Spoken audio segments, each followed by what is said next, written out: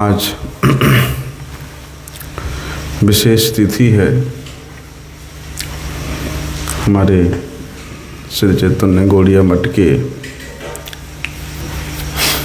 प्राक्तन आचार्य हुए नित्यलीला प्रविष्ट विष्णुपाद परमहंस श्री श्रीमद श्रील भक्तिभूषण भागवत गोस्वामी महाराज जी का आज तिरोभाव तिथि।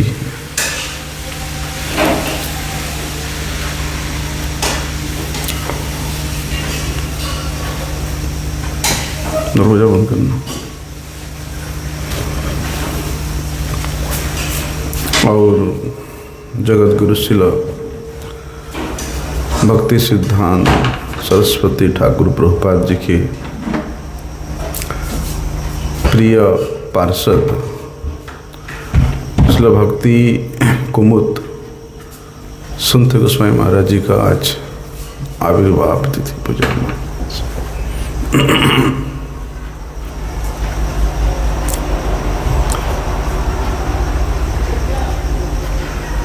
हमने देखा है पूज्यपद भागवत गोस्वामी महाराज जी को उन्होंने विशेष रूप से हमारे गुरु जी के प्रति उनका जितना प्रेम था उससे कहीं अधिक गुना हमारे गुरु जी के प्रति उनका विशेष महत्व बुद्धि था। गुरु जी के प्रति उनका विशेष निष्ठा था, विशेष सम्मान था उनके हृदय में।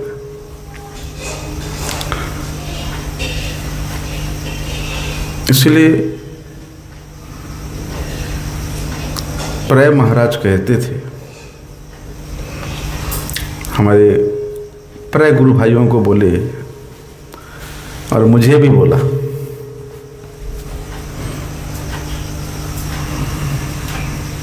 बोलते तुम्हारा गुरुदेव तुम्हारा गुरुजी महापुरुष है, जन्म से साधु है। ऐसे नहीं कि मठ में आकर के मठ का शिक्षा प्राप्त करके पढ़ाई लिखाई करके हरि कथा सुन करके साधु बने, ऐसे नहीं। बोलते तुम्हारे गुरुजी जन्म से साधु है। तो देखो हमारे गुरु जी के प्रति वैसे तो गुरु भाई है,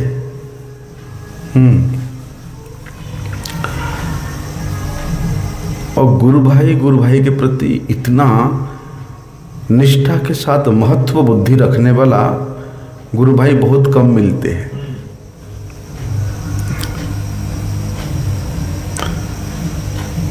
और कई बार ऐसा भी देखा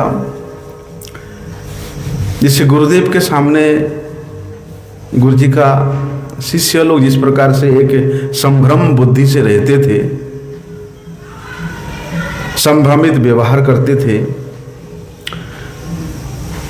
ऐसे कई बार उन्होंने हमारे गुरु जी के साथ भी गुरुत्व भाव रखते, गुरु का भाव रखते हुए भी आचरण किया है, देखा है हमने।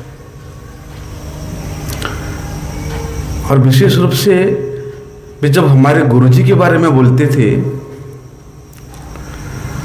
तो वो गदगद हो जाते थे।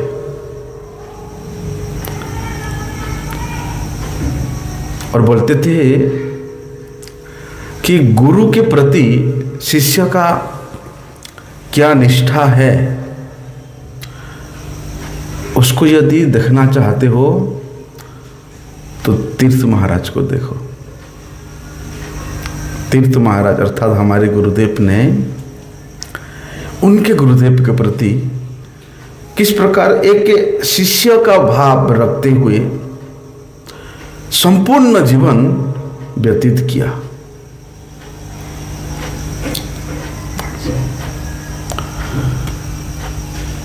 बोलते हमारे गुरुजी के जैसे श्रेष्ठ वैष्णव के प्रति श्रील महाराज जी का ऐसा अभूतपूर्व महत्व बुद्धि होने के कारण भगवान भक्ति देवी, तुलसी देवी और भागवत नाम श्रील भागवत महाराज जी के ऊपर विशेष प्रसन्न थे।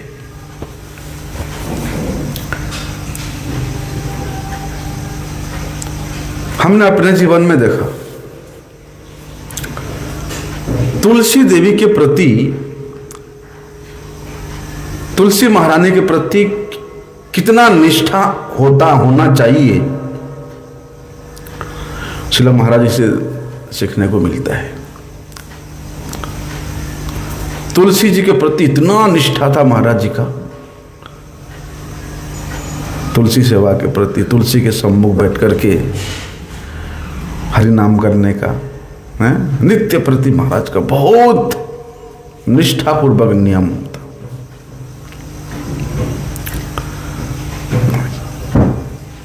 पुरुषोत्तम महीना जब आता था, पूरा एक महीना 24 घंटा तुलसी जी के सामने बैठ करके हरि नाम करने का महाराज ड्यूटी लगा के रखते थे।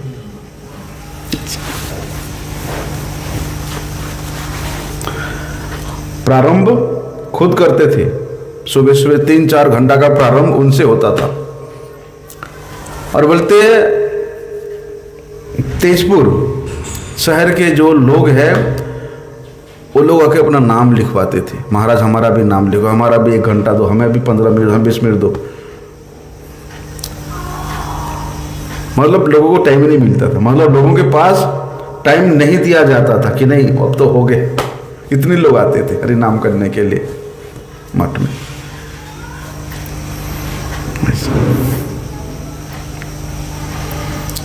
इसलिए वे हमारे शिक्षा गुरुदेव है। नाम के प्रति निष्ठा, तुलसी देवी के प्रति निष्ठा और वैष्णव के प्रति निष्ठा और विशेष रूप से धाम के प्रति निष्ठा महाराज जी का अति सुदृढ़ था। उनके गुरुजी ने बोल दिए थे कि मायापुर धाम को सजाना। महाराज संपूर्ण जीवन में जितना भी उन्होंने प्रणामी इकट्ठा किया था मायापुर धाम को सजाने में लगा दिया। देखो आज जाकर के मठ का वैभव।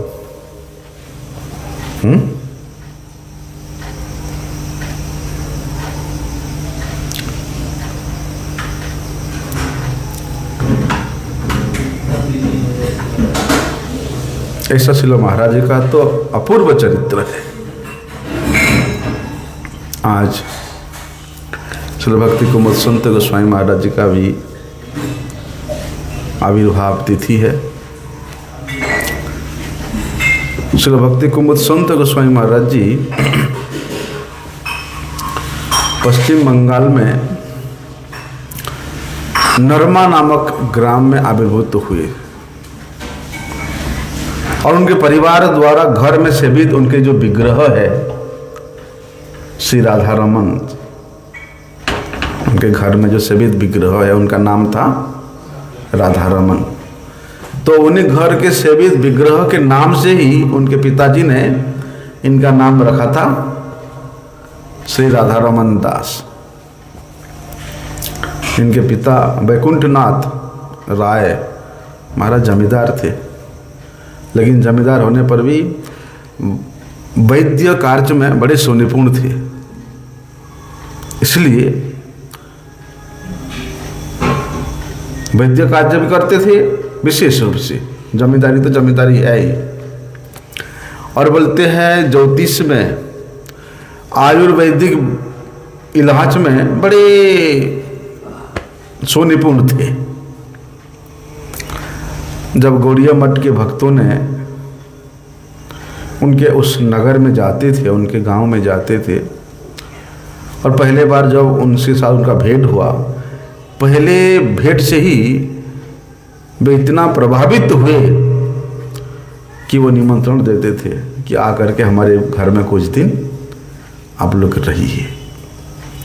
देखो वैष्णवों का आचरण ही ऐसा होता था, वैष्णवों का दिनचर्या ही ऐसा है। महाराज जो देखता आकृष्ट हो जाता, निमंत्रण देता कि हमें भी कुछ सीखने को मिले, कुछ जानने को मिले। तो इनके पिताजी श्रील भक्ति कुमुद संत गोस्वामी महाराज, जो अभी छोटे बालक है, राधा रमन दास के नाम से जाने जा रहे हैं,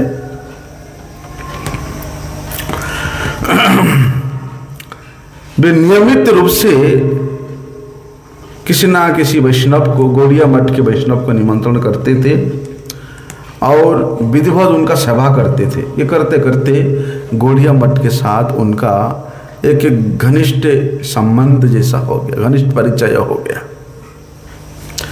और बोलते हैं इनके पिताजी वैकुंठनाथ इनके इस प्रकार सेवा परिचर्या को, इनके आतिथ्य सत्कार को देख करके गौड़िया मठ के जो प्रचारक लोग जाते थे वे भी बड़े प्रसन्न होते थे। और जब भी वहाँ पर उनके इस एरिया में प्रचार करने के लिए जाना होता तो सबका ठहरने का एक ही ठिकाना होता था, इनका घर, संत गोस्वामी महाराज जी के पिताजी का घर। भले ही उस समय वे जमींदारों जैसे जमींदार थे, किसी प्रकार का कोई कमी नहीं था, ऐश्वर्य जगत भोग विलास सब कुछ होने पर भी वे उसमें लिप्त नहीं रहते थे। अधिकांश समय क्या करते थे, उनके पिताजी वैद्य है, इसलिए रोगियों का सेवा करना ही अपना धर्म मान करके उसी में समय व्यतीत करते थे।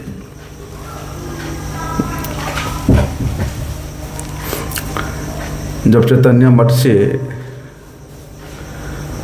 नवद्वीप धाम परिक्रमा का प्रस्ताव होता था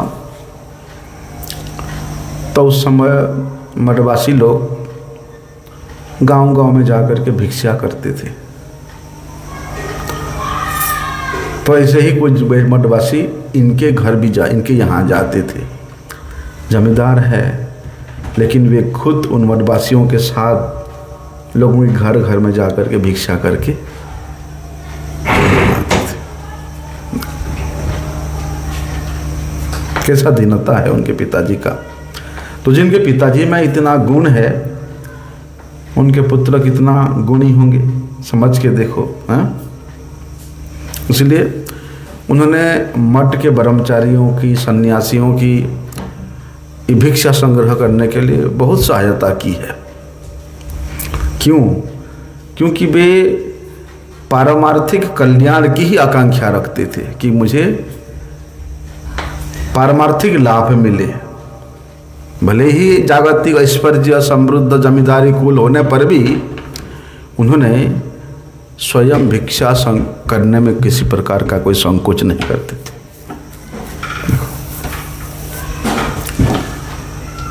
उनका ऐसा दृढ़ संकल्प था, दृढ़ विश्वास था कि साधु संग ही मनुष्य जीवन को सार्थक बनाने में सर्वश्रेष्ठ उपाय है। इसलिए एक समय क्या हुआ, श्रील भक्ति हृदय वनदेव गोस्वामी महाराज और श्री प्रणवानंद ब्रह्मचारी के बाद में श्रील भक्ति प्रमोदपुरी गोस्वामी महाराज जी हुए। इन्होंने आने वाले नवद्वीप परिक्रमा करने के उद्देश्य से, भिक्षा करने के उद्देश्य से उनके यहाँ गए। किसके घर में गए? उनके घर में गए। बोलते उस समय वैकुंठनाथ प्रभु ने एक चांदी की कॉइन भेंट की जिसका मूल्य था 108 रुपया।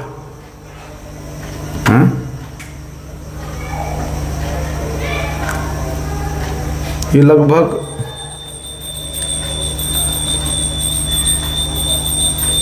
1922 या 23 की समय का है।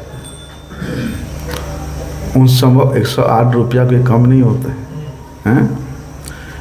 और बोलते जब तक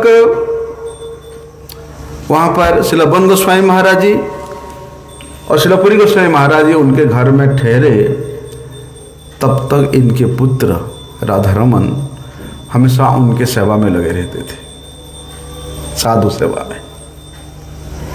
5 दिन तक उस समय प्रणवानंद ब्रह्मचारी ने देखा कि वो जो राधारमन छोटा सा बालक है, वो जैसे ही स्कूल से आता है सीधे मंदिर में जाकर के बैठ करके भगवान को कुछ ना कुछ सुनाने लगता है। सुबह उठते ही नहा धो करके मंदिर में जाकर के मंदिर में भगवान को कुछ ना कुछ कीर्तन सुनाने लगता है। एक दिन शिलापुरी गोस्वामी महाराज जी ने एक कीर्तन गाया, जी भी जागो गोरा चांद बोले।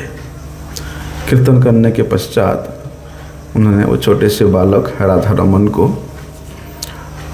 उस कीर्तन के अर्थ के बारे में पूछा और उन्होंने स्वयं उसके अर्थ को व्याख्या करके उनको सुनाया।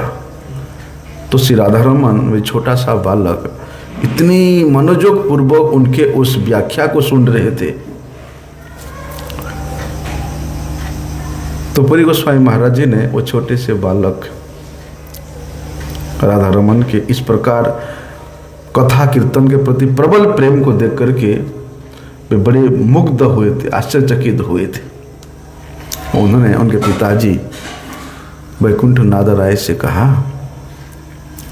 कि आपका ये जो छोटा पुत्र है राधारमन, इसका व्यवहार कुछ दूसरे बालकों से अलग है, अर्थात असाधारण व्यवहार है। भगवान के प्रति, भगवान के कीर्तन के प्रति, पारमार्थिक विषय के प्रति इसका इतना प्रेम है और ये स्वाभाविक प्रेम है जो देखता है, जो सुनता है, उसको अचंभित कर देता है। इसलिए यदि आपका ये छोटा पुत्र हमारे मठ में रहे तो हम लोगों को बड़ा प्रसन्नता होगी। ठीक है, उसने यहाँ पर जो पढ़ाई कर रहा है उसको वहीं पर स्कूल में उसका एडमिशन करा देंगे, हैं, पारमार्थिक ज्ञान भी लाभ करेगा और अपने स्कूल का भी पढ़ाई करता रहेगा। ऐसा हमारा इच्छा है। आप यदि उसमें अनुमति प्रदान करें तो अच्छा होगा। तो वैकुंठनाथ प्रभु कहते ठीक है, यदि वो आपके प्रस्ताव को स्वीकार करता है तो आप उसको अवश्य ले जाइए, हमें किसी प्रकार का कोई आपत्ति नहीं है। तो श्रील भक्ति परमपुरी गोस्वामी महाराज जी पूछते हैं राधारमन से, क्या तुम हमारे साथ कोलकाता में चलोगे? वहाँ जो मठ है, मठ में रहोगे। यहाँ हम लोग आने से जिस प्रकार से तुम हमारा सेवा करते हो, वहाँ पर भी ऐसे साधु, वैष्णव, सन्यासी लोग मिलेंगे। उन सब का ढेर सारे सेवा करने का सुयोग तुमको मिलेगा और इस साथ ही साथ तुम पारमार्थिक विद्या विधान करोगे और जो जागतिक विद्या तुम स्कूल में पढ़ते हो उसका भी शिक्षा प्राप्त कर सकते हो। तुम्हारा क्या इच्छा है? तो राधारमन कहते हैं ठीक है, बहुत अच्छा होगा, आपके साथ में अवश्य जाऊंगा, मेरे पिताजी यदि मुझे आज्ञा देते हैं तो। वो बोलते हैं तुम्हारे पिताजी से हमने पहले ही बात कर लिया है।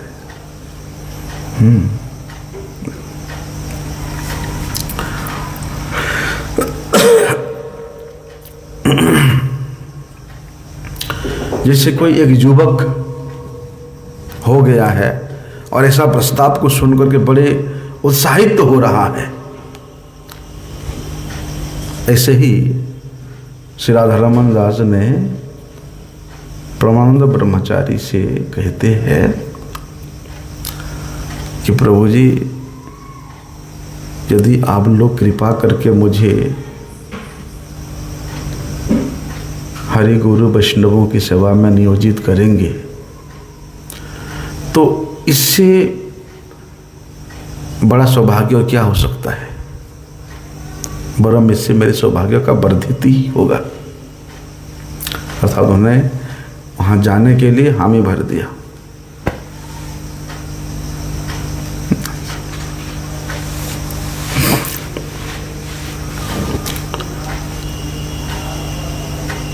5 दिन होने के बाद श्रील बलदेव गोस्वामी महाराज जी और पुरी गोस्वामी महाराज जी भिक्षा में जितना मिला था वो लेकर के कलकत्ता में जो उल्टा डंगा रोड में किराए के मकान पे मठ था वहीं पर वापस आ गए थे। अभी जाने की तैयारी करेंगे घर में से। इनकी जो माता है राधा रमन दास भक्ति कुमुद संत गोस्वामी महाराज जी का जो माता श्री है, बोलते वे भी अत्यंत भक्तिमयी है। नाम ही था उनका रत्नामयी देसी, रत्नमयी देवी। तो उन्होंने राधा रमन को समझाते हैं, क्योंकि देखो जो छोटा पुत्र होता ना, छोटा के साथ माता का बड़ा लगाव होता है, बड़ा प्यार होता है। इसलिए माता देखती है कि मेरा पुत्र इस प्रकार धन ऐश्वर्य सुख सुविधा में पला बढ़ा है, वहाँ जाकर के रह पाएगा या कुछ दुष्टामी तो नहीं करेगा। इसलिए मठ में जाने से पहले माताजी ने अपने वो छोटे बालक को समझाती है कि देखो बेटा, घर में रहना एक अलग है और मठ में साधु संत वैष्णवों के साथ में रहना, वहाँ संयमित रूप से रहना पड़ता है। इस प्रकार माता ने उनको शिक्षा प्रदान किया। माता आलिंगन करती है, अपने पुत्र के शीश को माता ने चुंबन करती है और रोते रोते कहती है, बाबा तुम्हारा जो उद्देश्य है ना, बहुत महान उद्देश्य है। इसलिए जिस उद्देश्य से तुम वैष्णवों के साथ में रहने के लिए जा रहे हो, मठ में जा रहे हो, तुम वहाँ इस प्रकार का आचरण करना जैसे कि तुम्हारा उद्देश्य पूरा हो सके, तुम्हारा जीवन का एकमात्र लक्ष्य जो तुम्हारे गुरुजी से मिलेगा परिपूर्ण न हो सके। दूसरे दिन सुबह सुबह उनके पिताजी वैकुंठनाथ राय अपने पुत्र को लेकर के कोलकाता में गए और वहाँ पर उनको पहली बार जगत गुरु शिल भक्ति सिद्धांत सरस्वती प्रभुपाद जी के दर्शन हुए और प्रभुपाद जी के साथ फिर राधा रमन दास छोटे बालक के विषय में उन्होंने वार्तालाप किया। प्रभुपाद जी देखते हैं छोटे से बालक है, बोलते कि रे खोका तुम मटे थकते पारबी। खोका मतलब छोटे से बालक होते ना, उसको प्यार से बोलते हैं। जैसे यहाँ ब्रज में है लाला, लाला बोलते हैं, कहीं कहीं बाबू बोलते हैं। ऐसे ही बंगाल में छोटे बालों को प्यार से खोका बोलते हैं। कि रे खोका तुम मटे थकती पारबी। बोलते हाँ हाँ अवश्य मैं रह पाऊंगा आपके कृपा से। देखो उसके बाद वहाँ प्रभुपाद ने निर्देश दिया कि इस बालक का यहीं पर एडमिशन करा दो। तो वहाँ पास में ही जो न्यू इंडियन हाई स्कूल है वहीं पर उनका एडमिशन हुआ और पढ़ने के समय पढ़ने जाते थे और बाकी समय वो मठ के सेवा में ही लगे रहते थे। क्या करते थे देखो, कभी कभी ब्रह्मचारियों का, सन्यासियों के कपड़े धो देते थे, सुखा देते थे, ला के तय करके भाज करके रख देते थे। कभी कभी वैष्णवों के कमरे में जा कर के झाड़ू पोछा लगा करके आ जाते थे। और उस समय तो अलग अलग लेट्रिन बाथरूम नहीं था, ऐसे ही सबके लिए एक या दो इस प्रकार के था, अलग अलग नहीं था। तो जाकर के कभी उसको भी साफ करके आ जाते थे।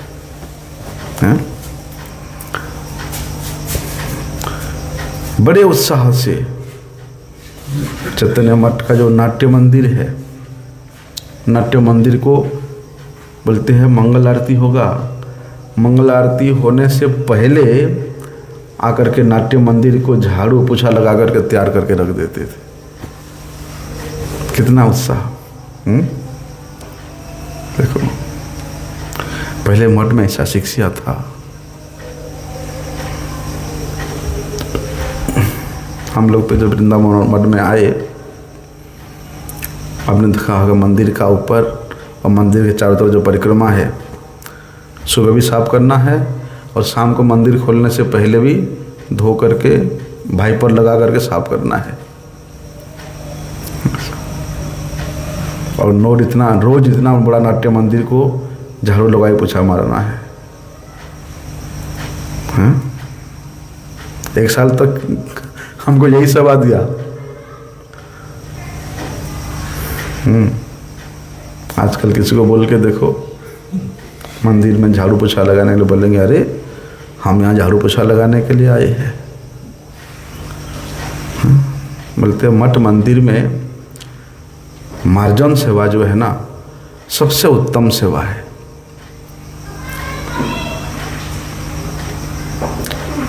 ये पूरा आश्रम ही मंदिर है, केवल वो मंदिर का जो गर्भगृह मंदिर नहीं, ये पूरा आश्रम, पूरा मठ ही मंदिर है।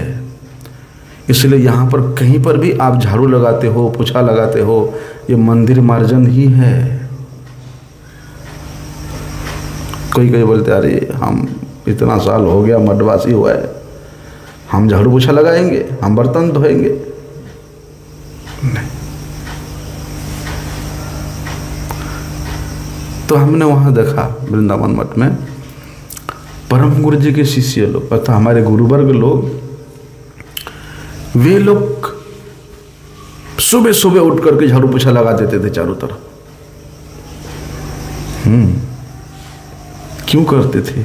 वे हमें सिखाने के लिए करते थे।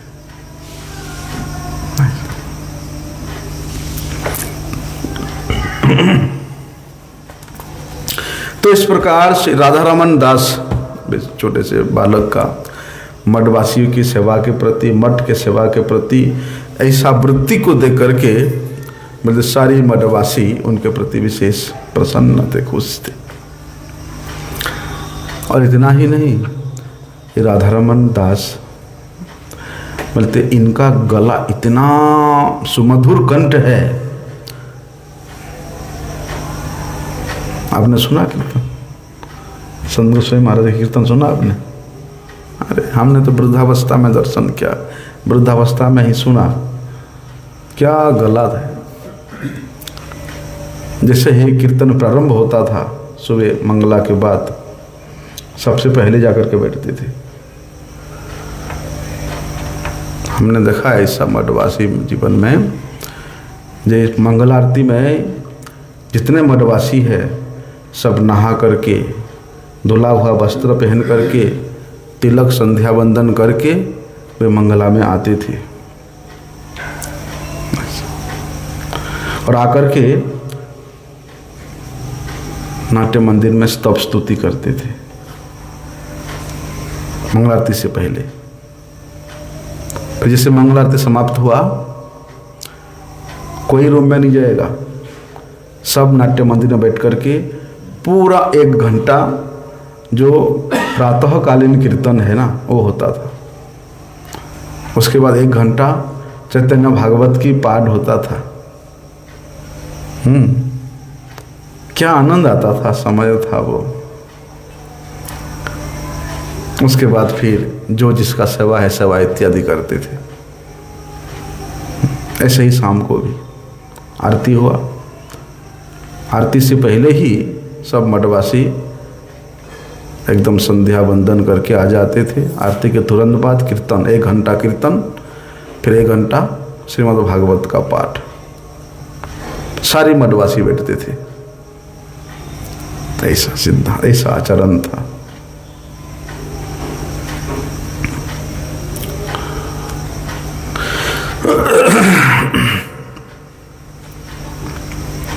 तो वहाँ पर राधा रमन ब्रह्मचारी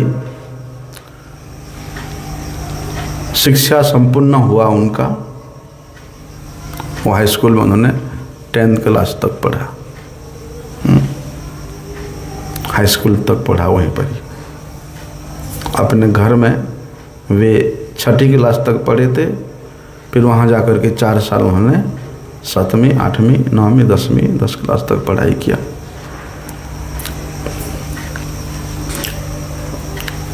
तो प्रभुपाद जी ने एक बार सभी मठवासियों को बुलाया।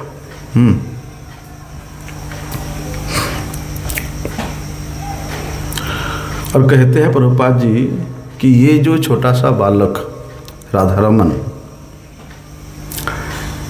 इसका इतना अत्यधिक निष्कपटता पूर्वक तीव्रता से ये जो सेवा करता है मठ में, मैं जो इसको देखता हूँ इसके सेवा को, तो मेरे मठ में विचार आता है कि यदि ये बालक हमेशा के लिए मठ में रह जाए, मठवासी बन जाए, तो इसको मठ का कोई विशेष सेवा दायित्व दे करके मैं निश्चिंत हो सकूं। कौन कह रहे? प्रभुपाद जी। किसको कह रहे? अपने सभी शिष्यों को बुला करके कह रहे। हाँ, बोलते अभी तो वो तरुण है, बालक है, अभी अभी उसका जो है विद्या अध्ययन 10वीं क्लास का रिजल्ट आया है।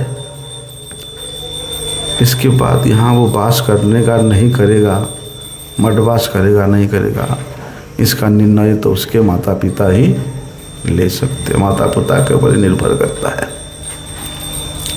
कुछ समय बाद जब इनके पिताजी वैकुंठनाथ प्रभु मठ में आए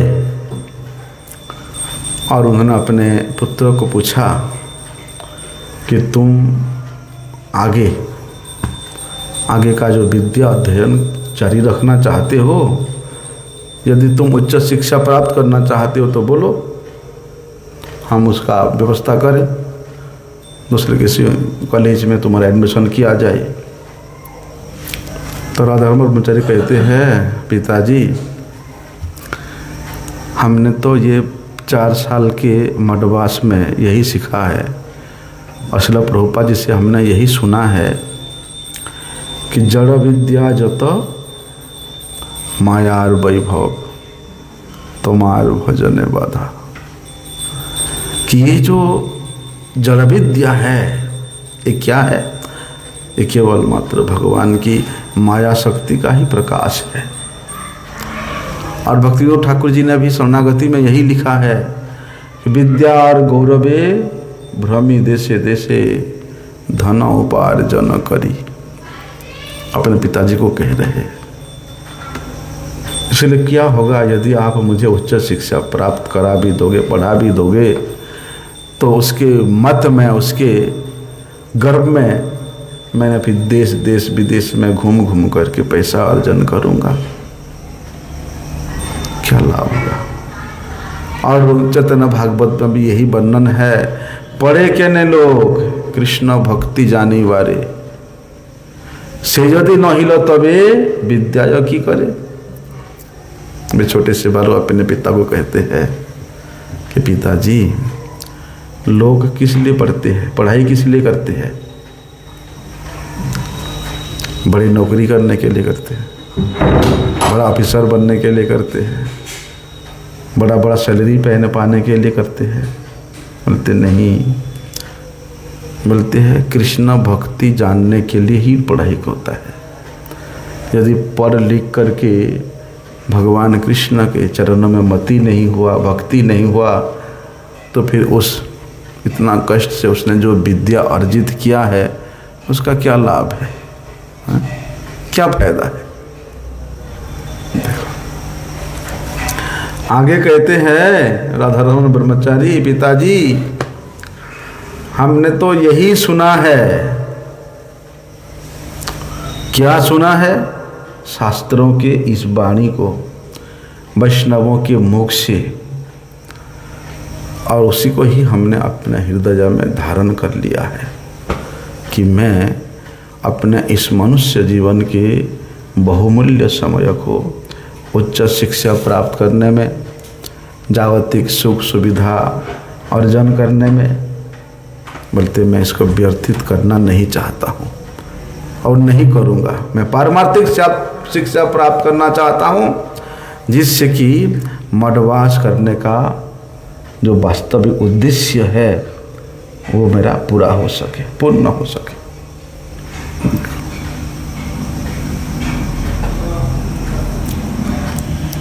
राधारमण ब्रह्मचारी ने श्री भक्ति प्रमोदपुरी गोस्वामी महाराज जी के साथ बैठ करके पूछते हैं कि मेरा भविष्य के बारे में क्या होगा। विचार विमर्श करते हैं बैठ करके दोनों गुरु भाई हैं। तो प्रणवानंद ब्रह्मचारी कहते हैं कि राधारमण, तुम्हारा तो शास्त्र पढ़ने में इतना अधिक उत्कंठा है, इसलिए शास्त्र के सिद्धांत को समझने के लिए प्रभुपाद जी के ही शिष्य है काव्य व्याकरण तीर्थ, उनका नाम गौरीदास पंडित। बोलते उनके अनुगत्य में यदि तुम संस्कृत अध्ययन करोगे तो ये उत्तम होगा, अच्छा होगा। और राधारमण ब्रह्मचारी ने सीधे प्रभुपाद जी के पास जाकर के कहते हैं, गुरुदेव ऐसा ऐसा गुरु भाई के साथ मैंने विचार किया कि संस्कृत पढ़ने से अच्छा होगा, नहीं होगा, आपका क्या आदेश है बताइए। प्रभुपाद जी ने भी उनके इच्छा को देख करके उनको अनुमति दे दिया। अब मायापुर में नवद्वीप में ही जो है वो संस्कृत का पंडित है, इसलिए प्रभुपाद जी ने उनको कलकत्ता उस उल्टा डंगा मठ से उनको मायापुर श्री चैतन्य मठ में उनको भेज दिया। उसके कुछ समय पश्चात 1930 साल में प्रभुपाद जी ने मायापुर में एक बहुत बड़ा सत्शिक्षा प्रदर्शनी का आयोजन किया था।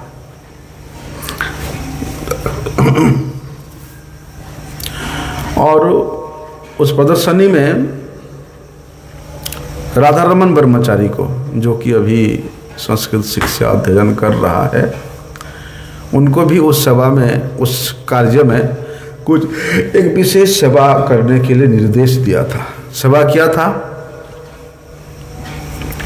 उस प्रदर्शनी देखने के लिए जो भी श्रद्धालु आते थे, आगंतुक आते थे,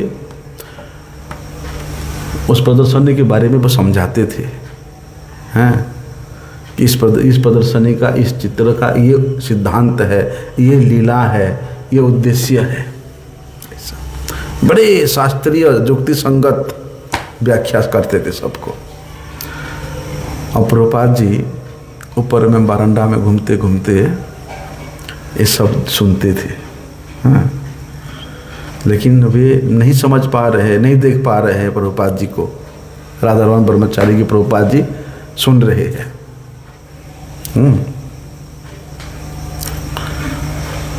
लेकिन प्रभुपाद जी उसको सुना और सुन करके प्रभुपाद जी उसके इस प्रकार व्याख्या को देख करके इनके पिताजी के पास, इनके माताजी के पास और इनके जो ज्येष्ठ गुरु, ज्येष्ठ भाई है, इन चारों के पास प्रभुपाद जी ने वो छोटे से राधारमण ब्रह्मचारी का बहुत प्रशंसा करते किया, बहुत प्रशंसा किया।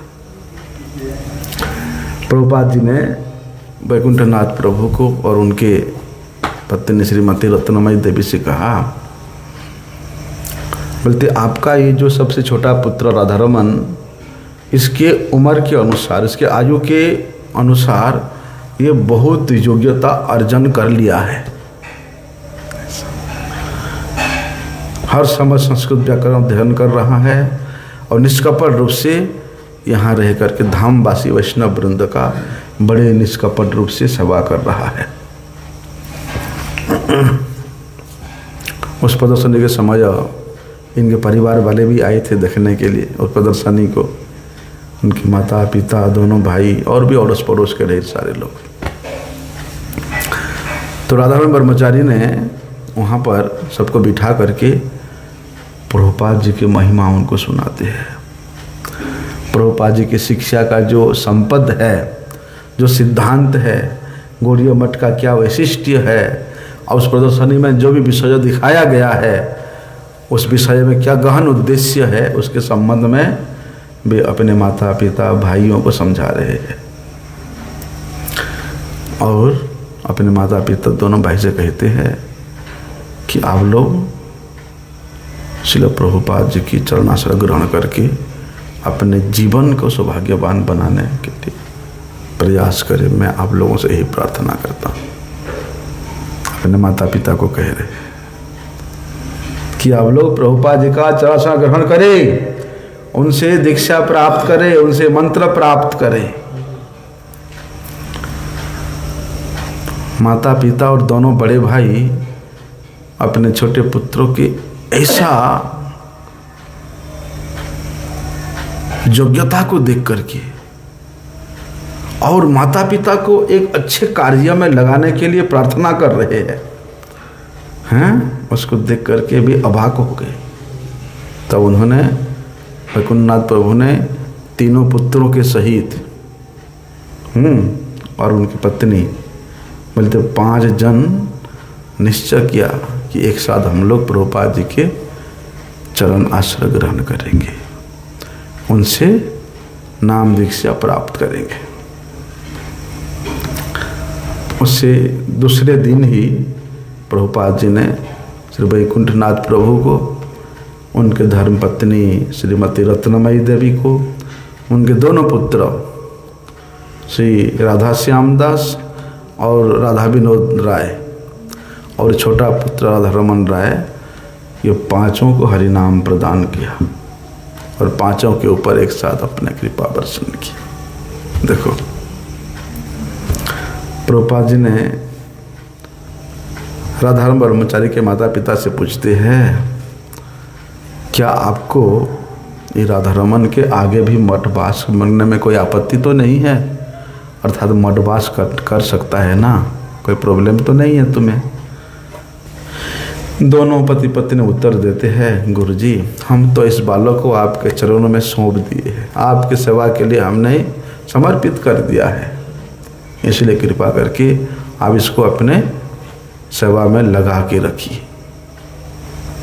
देखिए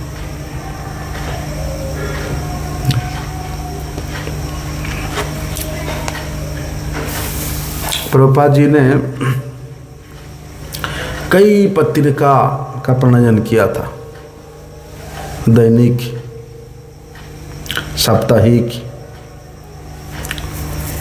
पाक्षिक, मासिक, द्वैमासिक, त्रिमासिक, कई पत्रिका का उन्होंने प्रणयन किया था। तो नदिया प्रकाश पत्रिका का जो प्रिंट जो है वो मायापुर से ही प्रकाशित होता था, क्योंकि प्रभुपाद जी का 2 प्रेस था, एक कृष्णनगर में था और एक मायापुर में था। जैसे बड़े बड़े ग्रंथ है, श्रीमद् भागवतम, जैव धर्म, चैतन्य भागवत, चैतन्य चरितामृत, ये सब बड़े बड़े ग्रंथ कृष्णनगर प्रेस में प्रिंट होता था, और जो बाकी पत्रिका है वो सब मायापुर से प्रकाशित होता था। लेकिन एक बार क्या हुआ, अगले दिन जो पत्रिका प्रकाशित होगा उसके लिए जो है वो भंडार में प्लेन पेपर ख़त्म हो गया था, और 3 दिन से बारिश हो रहा है, रुकने का नाम ही नहीं ले रहा है। बारिश के कारण कौन कागज़ों का आपूर्ति भी वहाँ संपादन नहीं हो पा रहा है, इसलिए श्री प्रणवानंद ब्रह्मचारी प्रभु ने जाकर के प्रभुपाद जी को अवगत करा कि प्रभुपाद जी, गुरुदेव, कल का जो पत्रिका है कैसे प्रिंट होगा, क्योंकि हमारे पास प्रिंटिंग के लिए प्लेन पेपर जो है समाप्त हो चुका है, क्या करना चाहिए? प्रभुपाद जी कहते हैं, यदि कोई हमारी कृष्णनगर मठ में जा कर के भागवत प्रेस से जा कर के उस पेपर ला सकता है तो व्यवस्था करो। तो प्रणवानंद प्रभु कहते हैं, यहाँ राधारमण ब्रह्मचारी मेरे पास बैठा हुआ है, मुझे विश्वास है यदि आप उसको बोलोगे तो वो जरूर जाएगा। तो प्रभुपाद जी कहते हैं तुम जा सकते हो, बारिश हो रहा है, कैसे जाओगे? बोलते गुरुदेव आपने आदेश दे दिया, मतलब मैं बड़े उत्साह से जाऊंगा। महाराज साइकिल से उन्होंने कृष्णनगर तक गए, मायापुर से कृष्णनगर साइकिल में। और जाते हुए बारिश से भीग भीग के गए, और इतना दूर भीग भीग के साइकिल चलाना भाई कोई कम की बात है? जो भी है उन्होंने जाते जाते बारिश में भीग भीग करके पहुंच गए वहाँ तक। वहाँ पर भागवत प्रेस में जो भक्त लोग काम करते हैं वो लोगों ने 3 दिन के प्रकाशित का जितना भी पेपर है गठरी बांध करके बोलते उनके साइकिल के पीछे के कैरियर में बांध दिया। तो उसको जो वापस मायापुर लेके आ रहे थे, क्या हुआ, वजन होता है ना पेपर, तो रोड भी उबड़ खाबड़ था, बार बार ढीली हो रहा है। एक बार ढीली होते होते एक बार उसने कीचड़ में वो पेपर गिर गया। तो इन्होंने क्या किया, अपनी धोती को खोल करके, धोती तो प्राय 4.5-5 मीटर होता ना, और उत्तरी 1.5 या 2 मीटर होता है। तो उन्होंने धोती की जगह में अपने उत्तरी को पहन लिया, बांध लिया कमर में, और धोती को 5 मीटर लंबा धोती को उस जो पेपर में घुमा घुमा करके बांध करके उन्होंने बड़े सावधानी पर उसको मायापुर लेकर के आए। जब श्रील प्रभुपाद जी को ये सब पता चला कि इसने ऐसे असुविधा का सम्मुखीन करते हुए सकुशल पेपर को लेकर के यहाँ पहुँचा है, तो प्रभुपाद जी कहते हैं देखो इतनी अल्प आयु में भी इसने कठिन समय में इतना उत्सुकता पूर्वक और अत्यंत निपुणता पूर्वक इस कार्य को संपादन किया। प्रभुपाद जी बड़े प्रशंसा किया। ऐसा जब मायापुर में प्रभुपाद जी ने वो सत्शिक्षा प्रदर्शनी किया था, उस समय राधारमन को अत्यधिक सकुशल सेवा कार्य करते हुए देखा। तो प्रभुपाद जी ने बोला कि ढाका में ऐसे ही सत्शिक्षा प्रदर्शनी का काम प्रारंभ हुआ है, इसलिए यहाँ मायापुर से जितने वैष्णव लोग जाएंगे उनमें से एक थे ये राधारमन दास ब्रह्मचारी। इनका भी नाम प्रभुपाद जी ने मनोनीत किया था कि ये भी दूसरों के साथ जाएगा। जो राधारमन ब्रह्मचारी बाबू को पता चला कि प्रभुपाद जी उनको ढाका भेज रहे हैं, तो उन्होंने भक्ति विवेक भारती महाराज से कहते हैं कि सीधा मायापुर में जब सत्शिक्षा प्रदर्शनी हुआ था, कम से कम 15 दिन तक तो मैंने स्कूल नहीं जा पाया, अर्थात व्याकरण इत्यादि अध्ययन मेरा रुक गया था। और यदि मैं ढाका जाऊं तो मेरा व्याकरण अध्ययन करना ये तो संपूर्ण रूप से बंद ही हो जाएगा। और उन्होंने भारती गोस्वामी महाराज जी ने राधारमन के मन की जो बात है उन्होंने प्रभुपाद जी के समक्ष रखा। तो प्रभुपाद जी राधारमन ब्रह्मचारी को बुला करके कहते हैं, बोलते हैं भगवान की सेवा के लिए प्रयास करने से पूर्व हमें कुछ योग्यता अर्जन कर लेना चाहिए। बोलते इस प्रकार का यदि विचार हमारे मन में आता है तो ये विचार हमारे भजन में बार बार बाधा उत्पन्न करेगी। समझ में आया? है?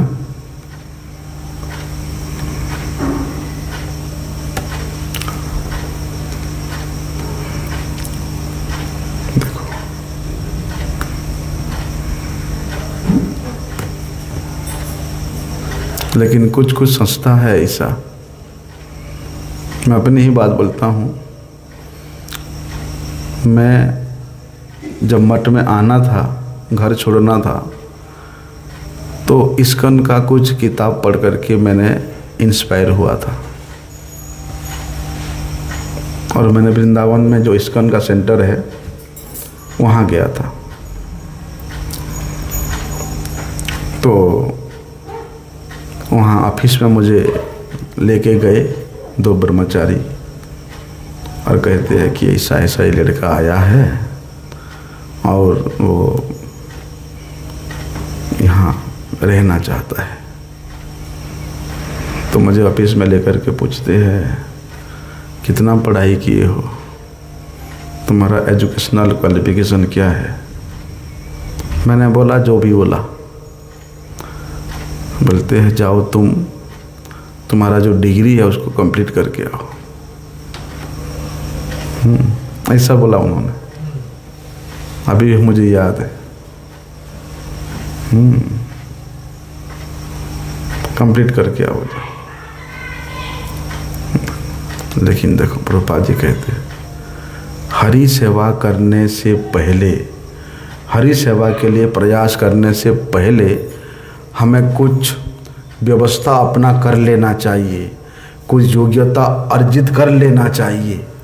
इस प्रकार का विचार यदि मन में आता है तो वही योग्यता तुमको भजन करने नहीं देगा, तुम्हारे भजन में बार बार बाधा उत्पन्न करेगा। कौन जानता है, जब तक तुम इस योग्यता अर्जन करने में लगते रहोगे और उसी समय तुम्हारा कुछ हो जाए क्या भरोसा है ये सांसों का, कब सांस छोड़ जाए क्या भरोसा।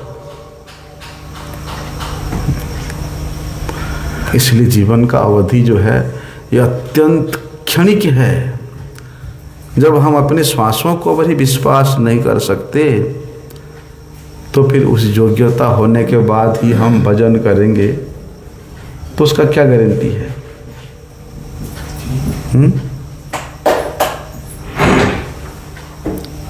भक्ति विनोद ठाकुर जी इसी बात को तो कहते हैं, एवे जाई करी गृह सुख जीवन में समात्म काले करीब भजन, एवे जाई करी गृह सुख। अब जाकर के मैं गृह सुख भोग करूँगा, जब जीवन का समाप्ति काल आएगा, वृद्ध काल आएगा, तब भजन करूँगा। कखनो नाही बोले विज्ञजन, जो बुद्धिमान जन है कभी इस प्रकार का विचार नहीं करता है।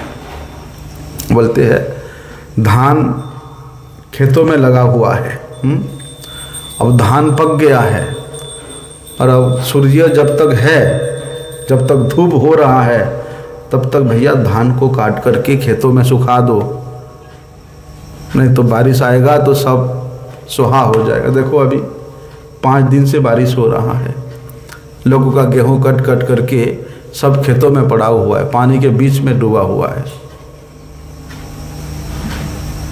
रो रहे हैं किसान। इसलिए कहते हैं हरि सेवा का जब भी सुजोग उपस्थित हो उसको कर लो, उस सेवा का लाभ उठा लो।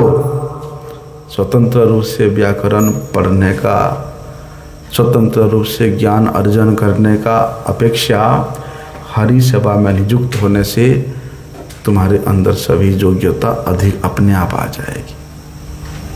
उस अध्ययन की योग्यता से कहीं अधिक गुना योग्यता तुम्हें हरि गुरु वैष्णव की सेवा में लगने से आ जाएगी। इसलिए मठ में, आश्रम में जो भी सेवक वास कर रहे हैं उनके लिए, उनके द्वारा अनुगत्यमय जीवन व्यतीत करने में ही उनका मंगल है। मठवासी यदि अनुगत ना होए, आश्रमवासी यदि अनुगत्य स्वीकार ना करे, फिर तुम्हारा उससे अच्छा है कि तुम घर चले जाओ।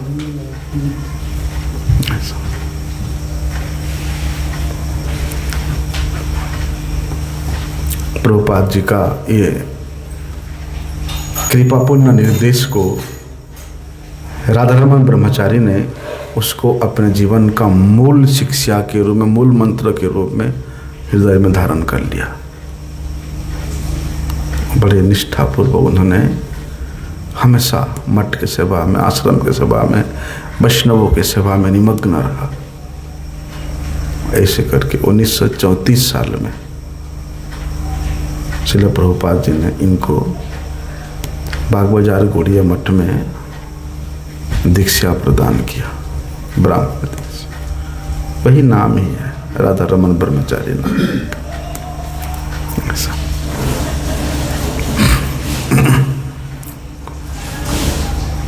और एक घटना इनका सुनते हैं, है ना, 5 मिनट लगेगा फिर। एक बार क्या हुआ, ढाका में जो माधवा गौड़िया मठ है, वहाँ के सेवकों ने प्रभुपाद जी के पास पत्र लिखा कि प्रभुपाद जी, यहाँ हमने इस प्रकार का एक प्रोग्राम कर रहे हैं, 15-20 दिन का प्रोग्राम।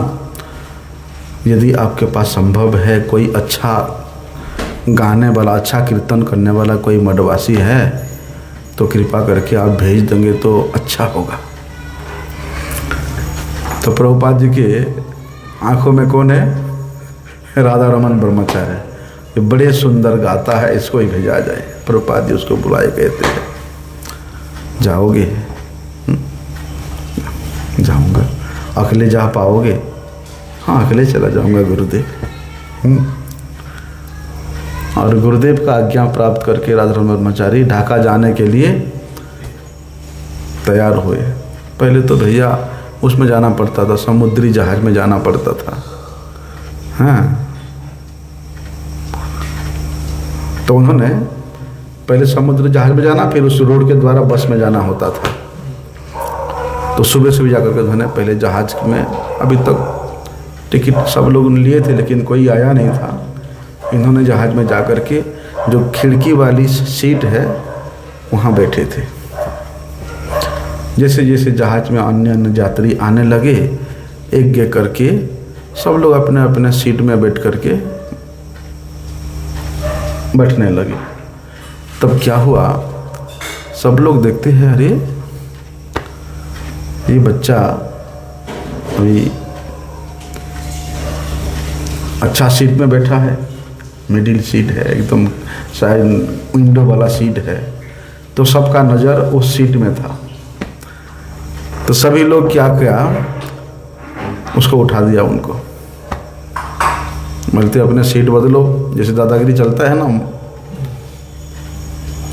तुम्हारा सीट चेंज करो, तुमको खिड़की के पास बैठने की क्या ज़रूरत है? तुम तो छोटे से बालक हो, तुम कहीं बैठ सकते हो। जो वृद्ध व्यक्ति है उनको खुले एयर की आवश्यकता होता है, इसलिए तुम कहीं बैठ जाओ, उठो यहाँ पर। देखो, सभी लोगों ने उनको बोल बोल करके उठा दिया। तो उनको ताने मारने लगे लोग कि माइक का सेट किसी ने गड़बड़ कर दिया, आवाज़ अजीब सा आवाज़ है। लोग कहते हैं उनको, देखो आजकल जो है माता पिता बच्चे को जन्म तो देते हैं, लेकिन पालन पोषण करने का दायित्व नहीं लेते। जैसे बच्चा थोड़ा सा बड़ा होने लगता है, उसको ला करके मठ मंदिर में दे देते हैं, मठ मंदिर में लेकर के उनको छोड़ देते हैं। क्या करता है वो बालक? मठ मंदिर में रहता है, रहने दो, ठीक है, काम नहीं, धंधा नहीं, खा खा करके सोता है, आलस्य हो जाता है, हैं? तो ऐसे ऐसे लोगों ने जो है उनको ताने मारने लगे। अभी वे बालक राधारमण ब्रह्मचारी प्रभु लोगों के इस प्रकार के ताने को सुन करके बस शांति पूर्वक अपने सिर से उठ करके जा करके जहाज के जो द्वार है, उस द्वार के समीप जाकर के खड़े हो गए, जैसे किसी को किसी पर कोई असुविधा ना हो किसी को उनके लिए। तब जाकर के दूसरे यात्रियों के मन में संतुष्ट हुआ। जब तक उनको सीट से नहीं उठा दिए, जब तक उधर तक नहीं भेज दिए, तब तक लोगों के मन में अशांति था। वो जाकर के बेचारा चुपचाप खड़े हो गए वहाँ गेट के पास में, तब लोग खुश हुए थोड़ा। लगभग जहाज चलने लगा और लगभग 10 मिनट बाद लाउड स्पीकर में ये अनाउंस हुआ कि भैया सभी यात्री ध्यानपूर्वक सुनो, आज समुद्र जो है बड़ा उग्र है और ये जो है ये बड़े तेज है लहरें, और हमारा जहाज भी अपने नियंत्रण से डगमगा चुका है, हिल चुका है, इसलिए बड़े विपत्ति का स्थिति आने वाला है, कभी भी कुछ भी हो सकता है। इसलिए सभी लोग कृपा करके भगवान से प्रार्थना करें, भगवान का नाम जप करें, भगवान को स्मरण करें कि तब जाकर के हमारा रक्षा हो सकता है, नहीं तो दूसरा कोई उपाय नहीं है। ये सुन करके वही वृद्ध व्यक्ति जो इनको जबरदस्ती उठा करके सीट में बैठा था, वो बोलता है रोते रोते, अरे अभी तो मैं अपने पुत्री के विवाह करने के लिए कलकत्ता आया था और यहाँ से जो है ये सारे अलंकार खरीद के लेके जा रहा हूँ ताकि मेरे पुत्री का विवाह ठीक ठाक से हो सके। यदि हमारा जहाज़ कहीं कुछ क्षतिग्रस्त हो गया, कुछ दुर्घटना हो गया तो मेरी पुत्री का विवाह कैसे होगा, क्या होगा, सब कुछ नष्ट हो जाएगा। सबसे ज़्यादा चिंता वही बूढ़ा को होने लगा जिसने प्रभु जी को उठाया था। दूसरे जाति कहता है तुमने सुना नहीं क्या अनाउंस हुआ? अनाउंस में कह रहा था कि हम भगवान का स्मरण करें। हैं? हम क्यों करें भगवान का स्मरण? ये जहाज जाकर के कहीं दुर्घटनाग्रस्त होगा और भगवान का स्मरण करना, इसमें क्या औचित्य है, कोई जरूरत नहीं करने का। तब उस वृद्ध व्यक्ति कहता है भगवान भले हमारा प्रार्थना क्यों सुनेंगे, वे भले हमें बचाने क्यों आएंगे, क्योंकि हमने तो कभी उनका भजन किया ही नहीं। लेकिन गेट के सामने जो युवा साधु खड़ा हुआ है, बोलते इसका प्रार्थना भगवान जरूर सुनेंगे। भले ही उसका आयु कम है लेकिन उसने जीवन के वास्तविक मूल्य को अनुभव किया है, इसलिए इसका प्रार्थना भगवान जरूर सुनेंगे। उसके बाद सभी यात्रियों ने महाराज वो युवा साधु को, प्रादारमन प्रभु को बड़े आदर से बुलाया और अपने सबके बीच में बिठाया। अभी तो थोड़ी देर पहले निंदा कर रहे थे या उनको सीट से भगा रहे थे। तो कहते हैं कि प्रभु जी आप अगर भगवान से प्रार्थना करोगे तो शायद हमारा जहाज सकुशल निकल जाएगा, हम सब बच जाएंगे। प्रभु जी कहते हैं देखो, मैंने अपने गुरु महाराज जी से सुना है कि भगवान तो केवल अपने शरणागत भक्तों की ही प्रार्थना को सुनते हैं, लेकिन मैं अभी उनके प्रति उतना शरणागत नहीं हुआ हूँ जो कि मैं बुलाने से भगवान सुनेंगे, इसलिए मेरी प्रार्थना भी कभी नहीं सुनेंगे। और यदि मैं भगवान को बोलूं कि भगवान इनको बचा लो, हमारे जहाज को बचा लो, तो वो भी भगवान स्वीकार नहीं करेंगे। फिर भी मेरे गुरुदेव मुझे ऐसा शिक्षा दिया है, ऐसा सुनाया है कि हमें संपदे विपदे हर समय भगवान का नाम निरंतर जप करना चाहिए, कीर्तन करना चाहिए। ऐसा इसलिए मैं हरे कृष्ण महामंत्र कीर्तन कर सकता हूँ और आप सब लोग मेरे पीछे पीछे दोहराइए। फिर तो महाराज बड़ी जोर का कीर्तन हुआ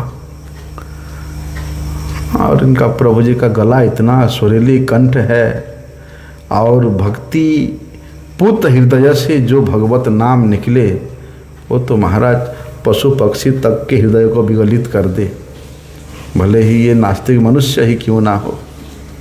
सभी लोग भाव विभोर होकर संकीर्तन करने लगे। देखो कब उनका जहाज जाकर के सकुशल किनारे लग गया पता तक नहीं चला किसी को। देखो है ना। तो श्री संत गोस्वामी महाराज जी इस प्रसंग को कई बार वर्णन करते थे। कहते थे कि देखो, जगत के लोग, जगत के व्यक्ति, यदि उनके द्वारा किसी का निंदा की जाती है, उनके द्वारा किसी का स्तुति की जाती है, तो इसका कोई भी गुरुत्व नहीं है, कोई भी गुरुत्व नहीं है। इसलिए उनके कथनों से किसी भी प्रकार प्रभावित नहीं होना चाहिए। किसी भी प्रकार कोई प्रतिक्रिया नहीं होना चाहिए। निरपेक्ष भाव से क्या करना, हमेशा हरि गुरु वैष्णवों की सेवा में नियुक्त होना चाहिए। आपको लोगों, जगत के लोग ताने मारे, मारने दो, कोई लेना देना नहीं। ऐसे व्यक्तियों की निंदा और स्तुति दोनों केवल उनके अपने इंद्रिय तर्पण के लिए ही होती है। इसलिए भजन करने वाला व्यक्ति को, भगवत प्राप्ति के उद्देश्य से आया हुआ व्यक्ति को जगत के लोगों के इस निंदा स्तुति के प्रति कभी भी आकर्षित नहीं होना चाहिए, प्रभावित नहीं होना चाहिए। ऐसे अपूर्व चरित्र के धनी थे परम आराध्यतम परिव्राजकाचार्य त्रिदंडी स्वामी श्री शिल भक्ति कुमुद संत गोस्वामी महाराज। आज उनके परम पावन प्रकट तिथि में उनके चरणों में यही प्रार्थना करना चाहिए हमेशा कि हे वैष्णव ठाकुर, जिस प्रकार आप तन मन वचन से अपने गुरुपाद पद्म के सेवा में स्थित होकर के नैष्टिक भक्ति को प्राप्त की, आपके चरण रज का एक कण प्राप्त करा करके मुझे भी, हमें भी इस प्रकार योग्यता अर्पण करें। वांछा कल्पतरुभ्यश्च कृपा सिंधुभ्येव च पतितानां पावनेभ्यो